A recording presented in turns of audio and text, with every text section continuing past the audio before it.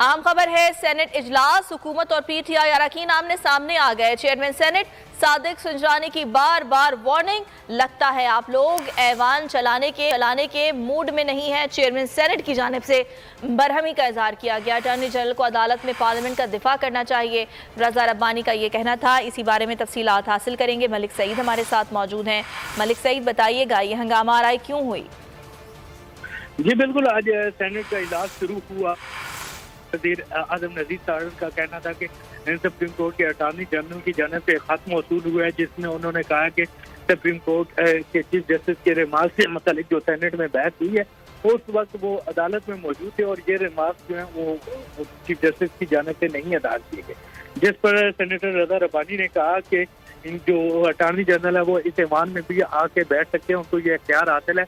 उन्होंने कैसे ऐवान की कार्रवाई पे जो है मुदाखलत करने की कोशिश की और इस पे जो है उनका यही कहना था कि अटॉर्नी जनरल हुकूमत का अगर हिस्सा है तो उनको उस वक्त भी पार्लियामान पर कोड़े बरसाए जाते हैं, उस वक्त भी वो अदालत में खड़े होकर पार्लियामान के हक में बात करते, जिस पर आज़म नज़ीर सारन ने कहा कि मैंने सिर्फ एक वजाहत की है जो उन्होंने वजीर कानून के तौर पे मुझे बताई और खत लिखा।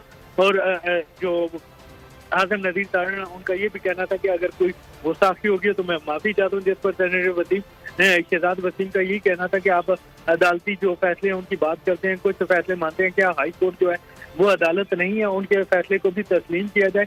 जिसके बाद जो है अरकान ने जो है वो बात करने के लिए इजाजत चाहिए नुक्ते एतराज पर, लेकिन चेयरमैन सेनेट ने इजलास गैर मुल्ज़म मुद्दत तक के लिए मुलतवी कर दिया। ठीक है, इजलास मुलतवी कर दिया गया है। मलिक सईद आवान, आपने आगाह किया, बहुत शुक्रिया। अहम खबर यह है कि पाकिस्तान और